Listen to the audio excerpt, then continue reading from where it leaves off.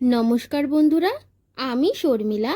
লাহাস কিচেনে জানাই সকলকে স্বাগত। আজকে আমি আপনাদের জন্য নিয়ে এসেছি ছানা দিয়ে একটি নিরামিষ তরকারির রেসিপি। ঘরে যদি দুধ কোনো রকমভাবে কেটে যায় তাহলে কিন্তু দুধটা ফেলে দেবেন না, তৈরি করে ফেলুন এইরকম টেস্টি ছানার তরকারি। প্রথমে আমি ছানা ছাকার জন্য একটা বাটি নিয়ে নেব এবং নিয়ে নেব একটা ছাঁকনি। ছাঁকনির উপর ছানাটা রেখে চামচ দিয়ে দিয়ে খুব ভালো করে আমি ছানার থেকে জলটা বার করে নেব এবং ছানাটাকে পুরো শুকনো করে নেব। ছানার থেকে সব জল বার হয়ে গেলে আমি একটি ডিশের মধ্যে ছানাটাকে রেখে দেব। ছানাটা ডিশের মধ্যে পুরোপুরি রেখে এবার ছানাটা মেখে নেব। দিয়ে দেব সামান্য একটু চিনি, হাফ চামচ পরিমাণে নুন, দিয়ে দেব বড় চামচের 2 চামচ ময়দা আর একদম হাফ চামচ পরিমাণে হলুদ। এইবার সবকিছু কিন্তু ছানার সাথে খুব ভালো করে ঠেসে ঠেসে মেখে নিতে হবে।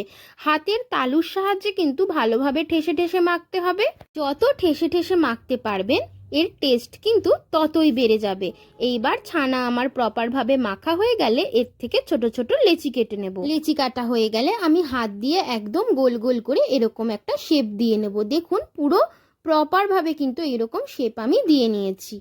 এরপর কড়াইতে আমি সর্ষের তেল গরম করে নেব এবং এগুলো খুব হালকাভাবে এপিটোপিট করে ভেজে নেব। ভাজার সময় কিন্তু গ্যাসের ফ্লেম একদম লো রাখবেন, খুব বেশি হাই ফ্লেমে ভাজলে কিন্তু বড়াগুলো পুড়ে যাওয়ার সম্ভাবনা থাকে।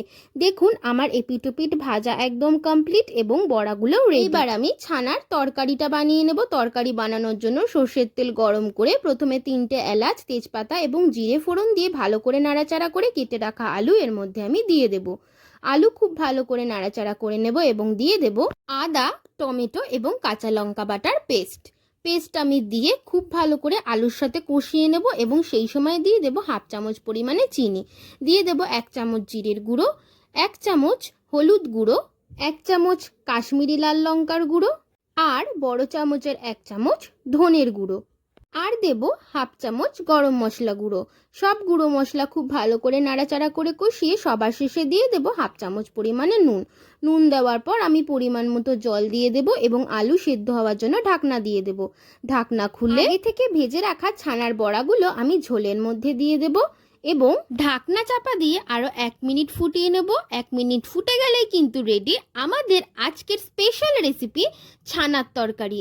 এই তরকারি কিন্তু ভীষণ টেস্টি খেতে হয়, আর নিরামিষ দিনে যদি এরকম তরকারি বাড়িতে বানান তাহলে তো আর কোনো কথাই নেই। আজকের আমার এই ছানার তরকারি রেসিপি কেমন লাগলো অবশ্যই কিন্তু আপনারা বাড়িতে তৈরি করে আমাকে কমেন্টে জানাবেন। ভিডিওটা ভালো লাগলে অবশ্যই কিন্তু ভিডিওটা লাইক, কমেন্ট, শেয়ার করতে একদম ভুলবেন না। এইরকমই আরও নতুন নতুন রেসিপি দেখার জন্য কিন্তু সাবস্ক্রাইব করে নিতে হবে লাহাস কিচেন চ্যানেলকে। চ্যানেল সাবস্ক্রাইব করার জন্য চলে যেতে হবে ইউটিউবে আর সার্চ করে নিতে হবে লাহাস কিচেন চ্যানেলকে। চ্যানেল সার্চ করে অবশ্যই সাবস্ক্রাইব করে দিতে হবে এবং হয়ে যেতে হবে আমাদের ছোট্ট পরিবারের সদস্য। আর যে সকল দর্শক বন্ধুরা এই ভিডিও ইউটিউব থেকেই দেখছেন তারাও কিন্তু আমার এই চ্যানেলটিকে সাবস্ক্রাইব করে ঝটপট ছোট্ট পরিবারের সদস্য হয়ে যেতে হবে। আর ভিডিওটা ভালো লাগলে কিন্তু অবশ্যই লাইক, কমেন্ট করতে হবে। আজকের রেসিপি এইটুকুই। দেখা হচ্ছে আরেকটি কোনো নতুন আর ডিলিশিয়াস রেসিপি নিয়ে। তাই সবাই কিন্তু খুব ভালো থাকবেন, সুস্থ থাকবেন। আজকের মতো এইটুকুই।